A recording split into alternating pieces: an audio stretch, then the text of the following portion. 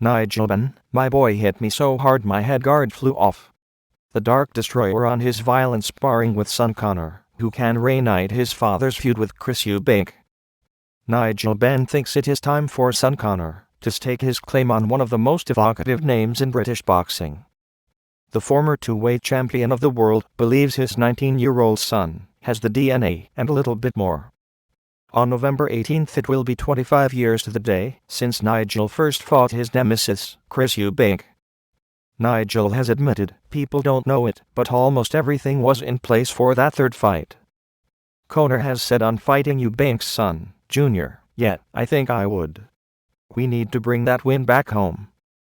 The son nudges his famous father in the ribs, asking the old fighter to explain what happened when they walked into an empty gym in Australia 4 months earlier. "Dad," he says, "show them the video." The father is having none of it. "When you're the world champion I'll show it, and not before," he replies. "Cheeky TW start me. I love you really, Dad," says the son. He's laughing. "That's how you show it," says the father. "Doing that to your dad?" The contents of the video, hidden away inside an IP-80, remain unseen. But the footage is one reason why Nigel Benn, the Dark Destroyer of the 80s and 90s, believes his 19-year-old boy is ready to take the next step. It is time, they have decided, for Conor to stake his claim on one of the most evocative names in British boxing history. The story goes back to a youth club in Blacktown, Sydney, on a quiet Sunday morning in June. Conor Benn's suitcases were packed, with flights to England booked for the next day. The plan, he agreed with his dad, was to work with Ricky Hatton and fight at the Amateur Boxing Championships over here in January. If the amateur adventure works out, he will ultimately take a swing at the pros. But before he took his final sleep in the family home, the son walked up to his father with a suggestion. "I told him, Dad, we need to spar," recalls Conor. "Over all the years growing up, we had only ever had one spar when I was 15. If I'm going off to be a boxer, me and my dad surely had to have at least one proper spar." Dad was like, "I don't want to hurt you again, son." I was saying, "Bring it on." A previous sparring session in the garage, when Conor was 15, had left the son with a chipped tooth. The rematch 4 years on, with Conor having since won 20 of his 22 amateur fights as a light welterweight, turns out to be a little more dramatic. Conor, Dad wasn't interested. When I told Mum, she was like, "Fight your dad. He'll hurt you." I wasn't having it.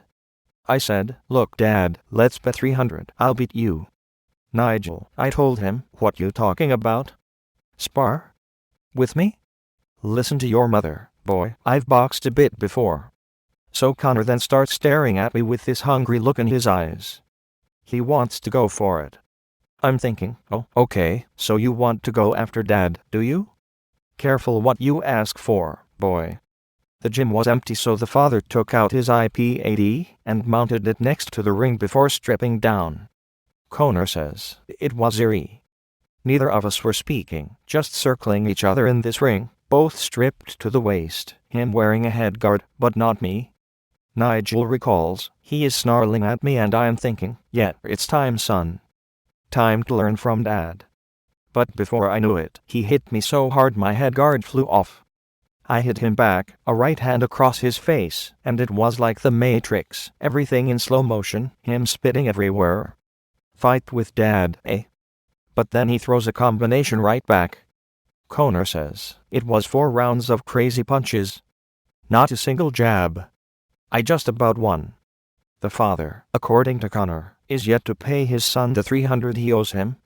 Nigel is shaking his head about the whole episode. "I couldn't lift arms for 5 weeks, he says. "I actually had a cancer check, and I was wondering if the stiffness I was feeling around my shoulders was a sign of something bad. Then I thought, no, it was that cheeky TW Startley. He did this to his dad. No one will see the video unless he becomes champion." The former two-weight champion of the world stops laughing. "If I look at where I was at 18 or 19, he surpasses me by far," he says. I honestly mean that. He has the DNA and a little bit more. But then he holds himself back. He doesn't want to sound like the other guy. Nigel Benn is getting animated. The name that always comes up in his interviews has surfaced again. On November 18th it will be 25 years to the day since he first fought Chris Eubank, and, incredibly, the business between them might not be finished. Ben was involved in detailed negotiations for 3 years to make a third fight against the man who beat him once and escaped with a slightly fortunate draw in the 1993 rematch. It has been on and off and somehow passed largely under the radar. A 20M trilogy fight is currently off the table and Ben, a 51-year-old grandfather in immaculate shape, is exasperated as he thinks about why. He is shaking his head when it is pointed out that Eubank prefers to be known by the name English these days. English? Ben says. What the? Honestly, where is his head at? I'm not calling him English. Your name is Chris, come on man. What? His son starts laughing. Everything good between you guys, Dad? Ben warms to his theme. English? He repeats. Get a grip. People don't know it, but almost everything was in place for that third fight. We would make 5M to 10M each, everything split evenly. Not one word of a lie. We spent 3 bloody years talking. But Chris. That man. Impossible. Ben throws his hands in the air and says he has moved on from one of the most exhilarating rivalries in sports. He is a preacher these days, a man who smoked 20 fags a day at his best and attempted suicide at his worst. He has lived through the killing of his older brother when Ben was only 8 and had addictions to sex and drugs. Now, having found God, he says he is a man at peace. But that one name just keeps flipping the switch in his mind. Eubank says yes, then he says no, nothing is easy, Ben says. After 3 years of his rubbish I have had enough. I don't need that fight. Where's his head? Oh, you know what? I'm done with that man. Except he isn't. All roads tend to lead to Eubank. It is lost on no one that Chris Eubank Jr. is a long way down the road as a professional middleweight on the title trail.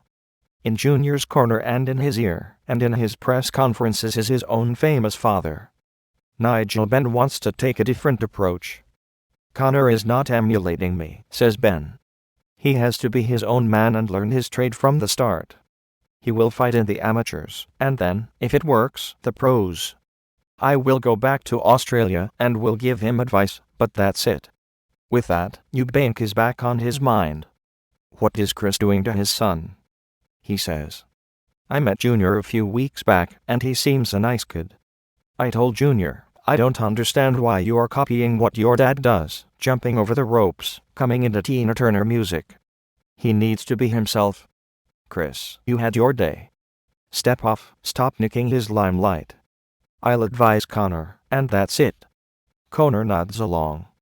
He is one of Ben's 8 children, some born away from his marriage to Caroline, Conor's mother.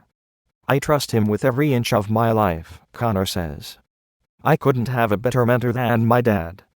He has lived it. Ben's personal story is dramatic, the tale of the bereaved child who joined the army to save himself from prison, and then become one of the most devastating punchers in British boxing history. He won world titles at 2 weights, before retiring in 1996. Despite his success, he frequently struggled to control himself during and after his career. I want Conor to avoid the mistakes I made, Ben says. The drug addiction, the sex addiction, all that. But look, I didn't have a normal childhood. My brother, Eddie, was my hero, and he was killed when I was 8, and he was 17. He was pushed through a window by racists, and cut his groin, and bled to death. I don't mind talking about it because I have gone from a life of destruction to one of peace. I found peace through God, but not until I had driven myself to the edge. There was one night in 1999 when the guilt of his infidelities got too much, and he attempted suicide. Ben parked Caroline's car next to Streatham Common in South London and washed down sleeping tablets with white wine, having fed a hose pipe from his exhaust and through a window. The pipe kept coming loose and Ben went home. I turned to God, but for a while I wasn't doing it properly, says Ben. I would be rolling a joint and saying, "Thank you, Jesus, thank you, Jesus." To do it right you have to confess. I confessed everything to Caroline, and she threw me out for a year. Today, Ben says he is a different man. He preaches in Australia and has joined the Voice of the Child campaign for underprivileged children over here. Caroline took me back, and the last few years have been my best. Boxing, all that money, all that fame, it can break you. I've learned a lot the hard way. I know from experience what Conor has to avoid. Conor is excited. His journey is about to begin for real, as he lives away from home for the first time. I remember I had a street fight once when I was a kid, he says. I didn't want Dad to know from the cuts, and that's so when I got home I said I had been jumped. Man, he didn't sleep for days. He went out on his bike looking for them one day. When I finally told him, he was like, "Well, did you at least win?" Dad thought I was hopeless when I started boxing. He would look at me when I was a kid trying it, and say, "There's nothing that can be done here, son." Father and son start laughing again.